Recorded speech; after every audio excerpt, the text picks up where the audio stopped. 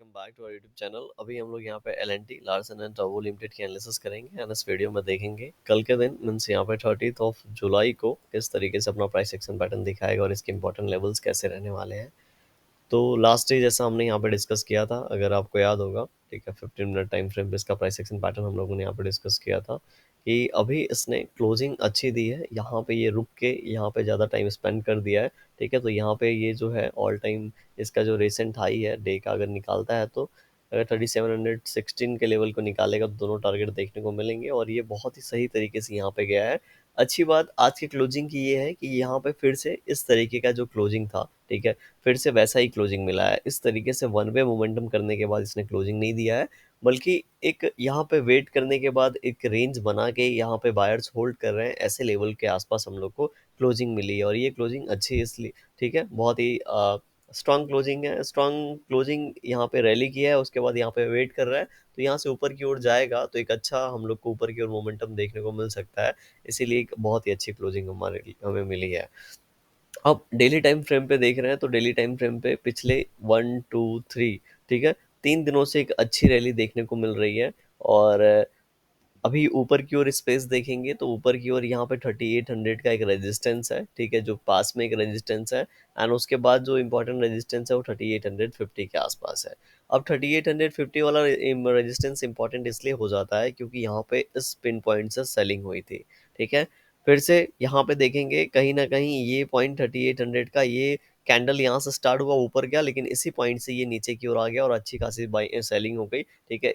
इस पॉइंट से भी और इन दोनों पॉइंट को मिला के अगर देखेंगे तो 3850 का जो है, ठीक है, ये पॉइंट रेजिस्टेंस इंपॉर्टेंट हो जाता है। और अगर हम एक रेजिस्टेंस के जोन की बात करेंगे तो ये 3850 से लेकर 3900 का एक ऐसा जोन होगा जहाँ पे ये शेयर हो सकता है आएगा, आने के बाद थोड़ा सा यहाँ पे रिवर्स लेगा एंड उसके बाद हो सकता है फिर ब्रेकआउट दे, ठीक है।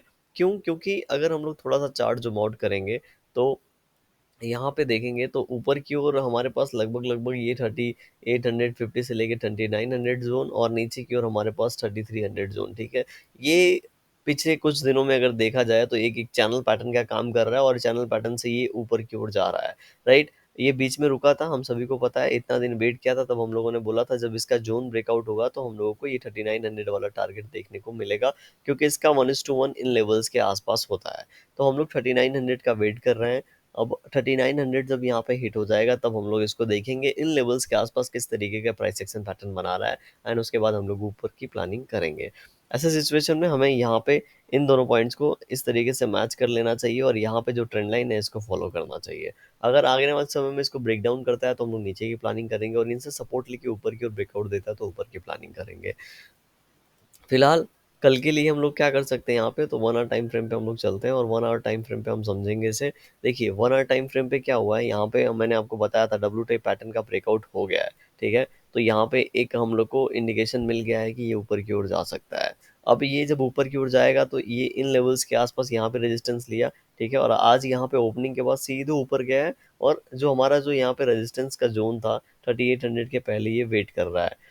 इस कैंडल के अंदर ही सारी की सारी मोमेंटम हुई है। अगर आप देखेंगे तो कल के दिन अगर ये अपना हाई ब्रेकआउट देता है तो चूंकि ये हाई ब्रेकआउट देगा तो हमारा सबसे पहले रेजिस्टेंस मैंने आपको बताया 3800 एंड उसके बाद का जो रेजिस्टेंस है हमारे पास 3850 का है, राइट। तो अगर यहाँ से एक बार और निकालता है तो हो सकता है यहाँ पे एक रैली हम लोग को देखने को मिले और एक रैली जब ये ऊपर की ओर बनाएगा तो हम लोग को जो यहाँ पे रेजिस्टेंस देखने को मिलेंगे वो 3800 का पहला रेजिस्टेंस मिलेगा एंड उसके बाद जो सेकंड रेजिस्टेंस मिलेगा वो 3850। तो 1 आवर टाइम फ्रेम से भी सेम रेजिस्टेंस निकल के आ रहा है, तो हम लोग को छोटे टाइम फ्रेम पे भी एक अच्छा यहाँ पे मोमेंटम देखने को मिल सकता है। लेकिन जब ये ऊपर की ओर जाएगा देखिएगा 3800 के आसपास किस तरीके से मोमेंटम कर रहा है।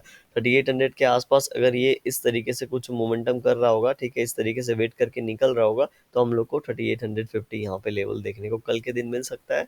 हो सकता है फिर एक 3 4 दिन में कुछ ज़्यादा ही स्ट्रेच हो जाएगा तो फिर नेक्स्ट ट्रेडिंग सेशन में थोड़ा सा इसमें करेक्शन की यहाँ पे चांसेस होंगे, ठीक है, थोड़ा सा यहाँ पे प्रॉफिट बुकिंग का चांस होगा, तो उस बात को भी हम लोग यहाँ पे ध्यान में रखेंगे, राइट। अगर ओपनिंग के बाद ये ऊपर की बात, अगर ये ओपनिंग के बाद इन लेवल से ऊपर की हाई ब्रेक नहीं करता है, ठीक है, ये नीचे की ओर आने लगता है और नीचे की ओर अगर आएगा तो हमारे पास जो इंपॉर्टेंट सपोर्ट का काम करेगा लेवल वो है 3700 फिर ये 20 वाला लेवल, ठीक है। 3720 का बहुत ही अच्छा है, सपोर्ट है। अगर इन लेवल्स के आसपास आता है तो हो सकता है यहीं से फिर से बाउंस बैक दे और ये ऊपर की ओर एक छोटा सा रेंज बनाए यहाँ पे, और जिसको हम लोग को ऊपर की ओर ये टारगेट बनाता हुआ दिखा सकता है। इस तरीके से कल के दिन यहाँ पे L and T price action pattern दिखा सकता है। अभी हम लोग इंपॉर्टेंट लेवल्स यहाँ पे 15 मिनट टाइम फ्रेम पे भी देख लेते हैं। 15 मिनट टाइम फ्रेम पे इसका आज का हाई लगा है 3790 का, तो 3791 का कल अगर ये लेवल निकालता है तो अगर इसका हम लोग 1:1 ऊपर प्लान करेंगे तो सबसे पहले तो 3800 जो हमने यहाँ पे रेजिस्टेंस देखा है वो, और उसके बाद सीधे हम लोग यहाँ पे 3820, ठीक है, 3820 तक का एक लेवल यहाँ पे ऊपर की ओर प्लान कर सकते हैं। हमारा जो इमीडिएट कल के लिए एक जो बड़ा टारगेट रहेगा वो 3850 का रहेगा, उसके ऊपर का नहीं रहेगा। वीडियो कैसी लगी कमेंट सेक्शन में बताइएगा, पसंद आएगी लाइक कर सकते हैं, चैनल पर नए होंगे सब्सक्राइब कर सकते हैं। Thank you for watching this video.